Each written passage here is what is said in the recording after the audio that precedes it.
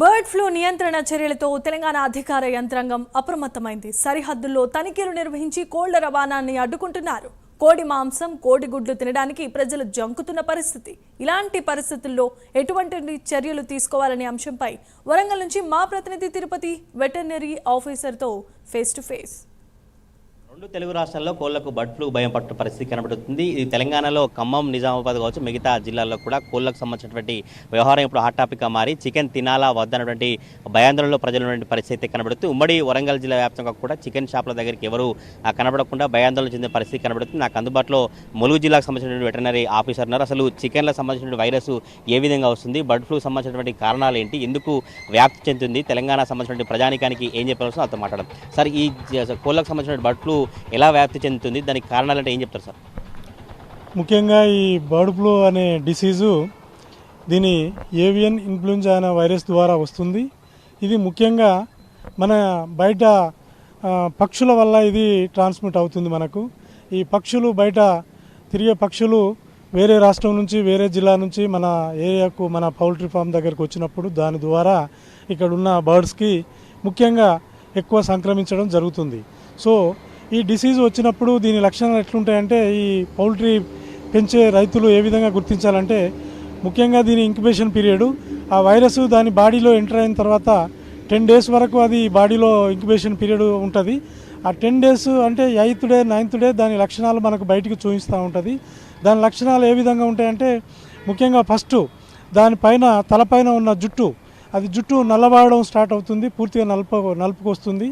అది ఒకసారి పూర్తి ఇంక్యుబేషన్ పీరియడ్ అయిపోయిన తర్వాత ఒకసారి అక్యూట్గా ఒకటేసారి డ్రాస్టిక్గా చనిపోవడం జరుగుతుంది. మెడల్ వంకర పెట్టి అది ఫీడ్ తీసుకోదు, వాటర్ తీసుకోదు.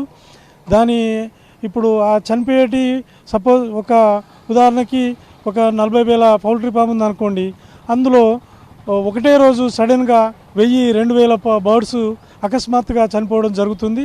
ఇది మనం ఈ యొక్క లక్షణాలను బట్టి మనము ఈ ఏవియన్ ఇన్ఫ్లుయెంజా అనేది ఇది బర్డ్ ఫ్లూ సోకిందని గమనించి వెంటనే మనం ప్రికాషనరీగా ఏం చేయాలంటే, ఆ ఫామ్ నుండి ఒక్క బర్డ్ను కూడా బయటకు పంపించద్దు. మనము దాన్ని చనిపోయిన వాటిని బయట పడేయకూడదు. మరియు ఆ చనిపోయిన వాటి అన్నీ వెంటనే మా యొక్క వెటర్నరీ మా యానిమల్ హస్బెండరీ డిపార్ట్మెంట్కు ఇన్ఫామ్ చేసినట్టయితే మా దగ్గర ఆల్రెడీ మేము ఆర్ఆర్ టీమ్స్, ర్యాపిడ్ రెస్పాన్సిబుల్ టీమ్స్ని మేము ఫామ్ చేసుకోవడం జరిగింది.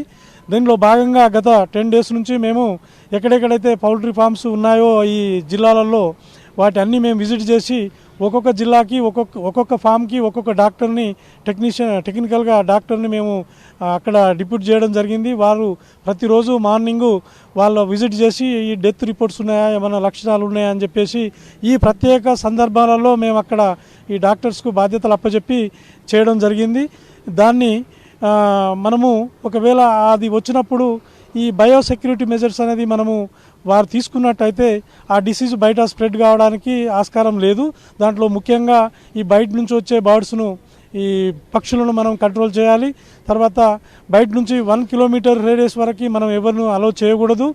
ఒకవేళ ఎవరైనా వచ్చినట్టయితే మనం ఇందులో పనిచేసే వాళ్ళను కూడా మనము బయటికి పంపడానికి వీలు లేదు. ముఖ్యంగా బయట నుంచి వచ్చే ఫీడ్ కానీ ఆ వెహికల్స్ కానీ మనము బయటనే 1 kilometer దూరానే మనం ఆ టైర్స్, వచ్చే డ్రైవర్స్ని, ఆ లేబర్స్ని మనము స్ప్రే శానిటైజర్స్తో స్ప్రే చేయవలసి ఉంటుంది. సో ఈ విధంగా మనము పౌల్ట్రీ రైతులు ఈ విధంగా మనము మెజర్స్ తీసుకోవాల్సి ఉంటుంది. Thank you.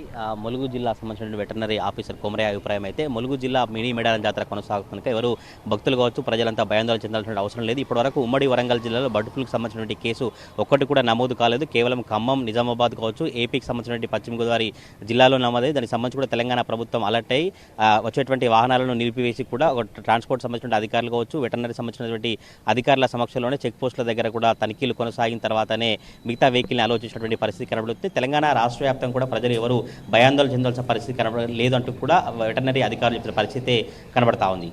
కెమెరా పర్సన్ పవన్తో తిరుపతి ప్రైమ్ న్యూస్ వరంగల్ నుంచి.